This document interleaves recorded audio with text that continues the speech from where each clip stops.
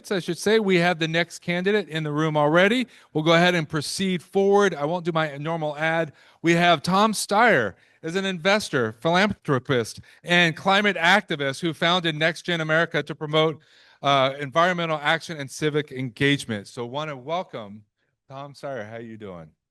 Um, and this isn't the first time, just like Tony, that Tom has spoken to us. He was at our convention in 2012, I think. Was it that long ago? Maybe 2015. Anyways, I forget the year. We've been around together for a while.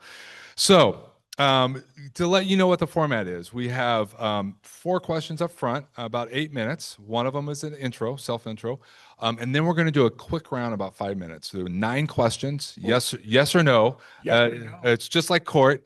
And then you can close and respond to any one of those quick round answers that you want and close as well at the end. So about 3 minutes for that. And it's all spelled out right here if you want. So we'll get started right away with the first one.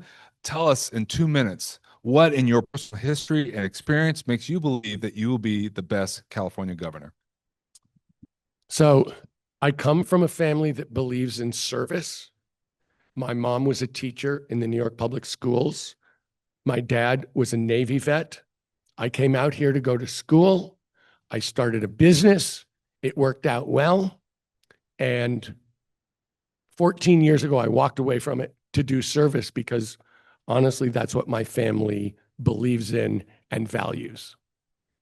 And what that has looked like to a very large extent over the last 14 years is a willingness to take on corporate special interests on behalf of working families across California. What does that mean? We took on the oil companies who had never been beaten to stand up for cap and trade, which has brought tens of billions of dollars into California, disproportionately for poor communities, and we won almost 70% of the vote when no one thought we could even win. We took on out-of-state companies that were gaming the state income tax for billions of dollars a year. We beat them, and that money went to fix up schools in California.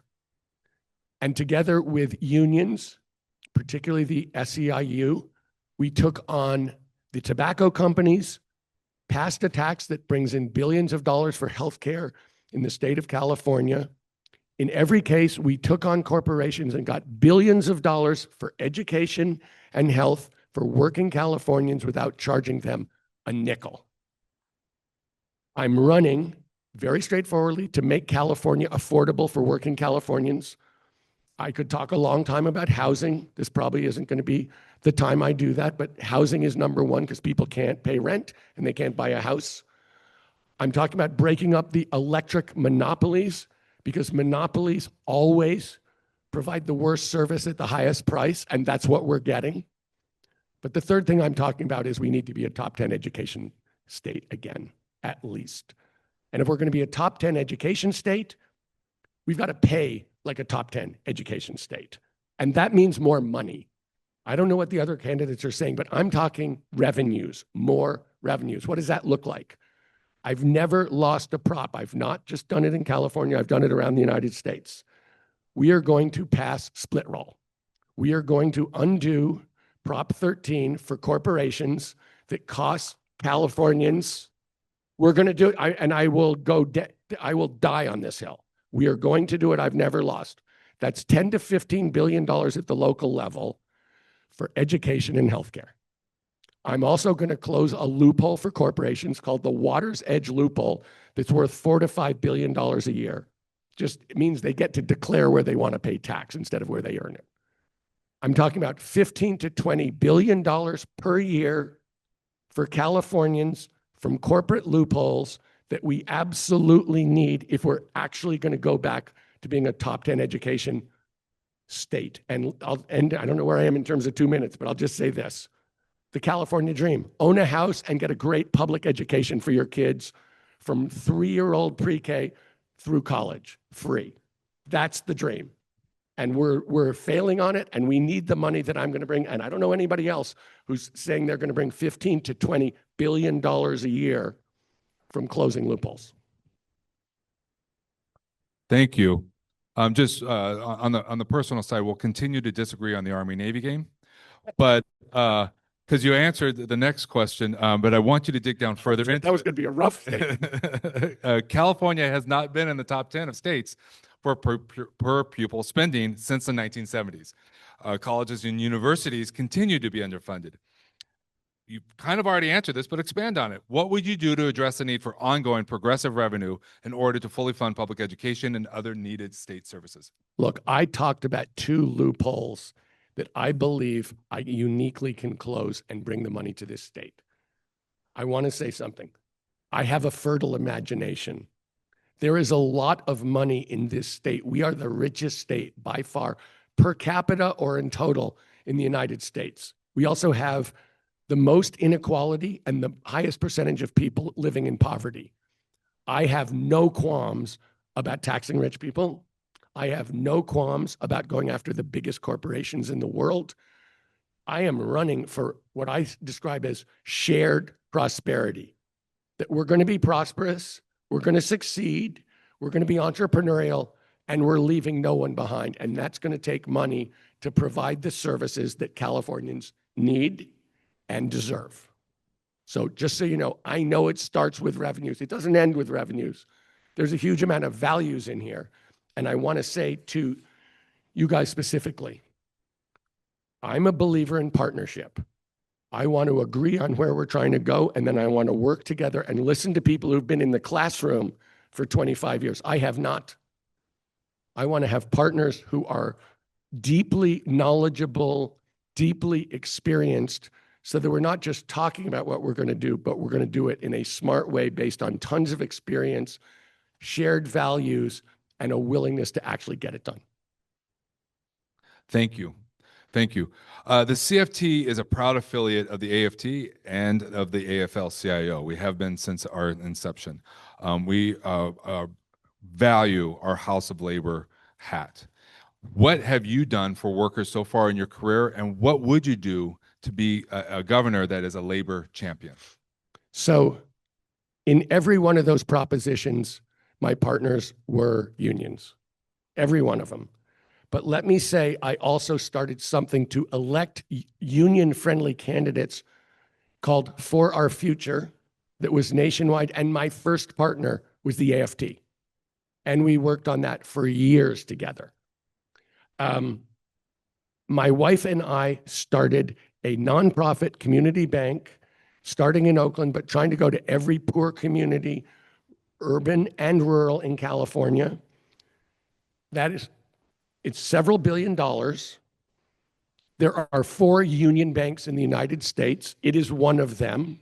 The other 3, I believe, were started by unions. We chose to have our workers have the right to organize because we believe in it. And it's really unique if you think about that. I was endorsed by the School Employees Association of California because we had gone back with them to work on free breakfast and lunch over a decade in the schools, trying to make sure that kids got healthy food and they got free food. And that is something that a whole bunch of states have followed California on, but that is something where we worked really hard with them to try and make sure, and it took a lot of work to get it done. I could keep going on, but basically, I'm for working people. And working people need to be represented, and working people need to be organized. And we're in a state where standing up for them is critical, understanding that it has to work through unions, both for union members and for all the other workers. So I have no qualms about this, about where I'm coming out. I have no second thoughts. So I have a long history of working with unions, to be honest. Thank you. Thank you. As we said, we invited you to our convention because of that work. The forces of privatization continue to threaten public education. In K-12, we're talking school vouchers and corporate charter schools. In higher education, it comes from outsourcing and a focus on the universities are focused on investment portfolios instead of actually educating. How would you address these issues and be a defender of a public education that is truly accountable, accessible, and affordable for every California student? So I've said I want us to go back to at least being a top 10 education state. That can only be done through the public schools. Public schools are educate 90% of the kids, and it can only be done through the teachers. The idea that there's any other route to educational excellence in the state of California is completely illogical. So I'm 100% behind the idea that we're working through the public school system with the teachers to come up with the answers to get us to the place we want to go. So when we think, let's talk, I'm just against vouchers, full stop. I think in terms of charter schools, they should be measured up against the local public schools. If they don't measure up, there's no reason for them to exist. There's some schools where people are pouring in tons of money. Look, I understand how it draws away from, I know it's not the same as a public school. I know that in many ways it draws away from the public school. I think it's going to be hard for us to get rid of a bunch of those schools where people are pouring in their own private money on top of the public money, but they should be measured. And if they're not measuring up, they should go away. The answer for us is going to be community schools. I'm very, very excited about what that can look like.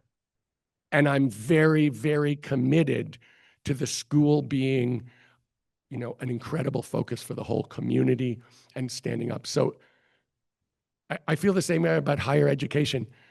The California dream is about your kids being able to get a great free education. And that's going to take some money. And I'm talking about bringing revenues. And I'm going to keep talking about bringing revenues because that is the dream. And look at, I have some friends who go like, teachers are, how well paid are they? I'm like, are they so well paid that it's really hard to attract teachers? Is that really what's going on? They're too well paid? So I, of course, know that there's an issue about pay. I know there's an issue about benefits. I know all those things. They all come back to money at some level, you guys. And I want to make sure that we have enough money to answer the ratio questions, to answer all those questions about how we pay people, how we support people. If we can raise enough money, we can answer those questions much more easily than if we don't, or if we're fighting over every penny. Thank you. Thank you so much. So we're in the quick fire round. Yes or no question. Yes or no. At the end, you will be able to respond to any one of those and close. So just yes or no, just like court or TV. Do you support unemployment insurance for striking workers? Yes. Will you defend California's status as a sanctuary state and a place that is welcoming to all immigrants? Yes.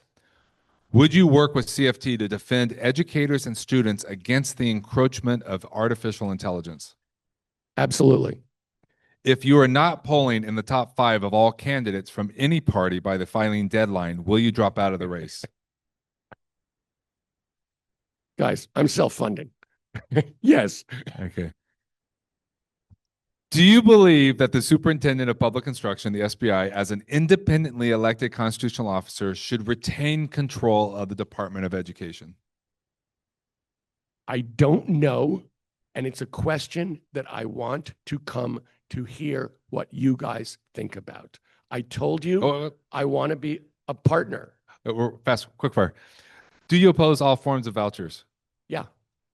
Will you fight to protect academic freedom, especially at our colleges and in universities where the Trump administration has attacked these fundamental rights? 100%. Will you defend educators and students from attacks from groups like Moms for Liberty? Absolutely. Do you believe in a healthcare system that covers everyone along the lines of a single payer or Medicare for all? I do. I am a single payer person, you guys. It's not going to be easy, but I'm a single payer person. You have 2 minutes to respond to any one of those and close. So when I'm looking at what's going on in California, we are obviously under a lot of threat. And we're under a lot of threat, strangely, from Washington, D.C. And we're already in a tough enough situation. So to a very large extent, I think we're going to the way that we're going to win this fight within California, within the United States of America, and more broadly, is to actually have some vision of what we're trying to accomplish together.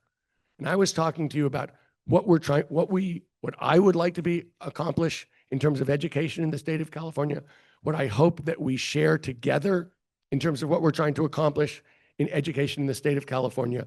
But more broadly, California has to succeed. People have to be able to afford a house.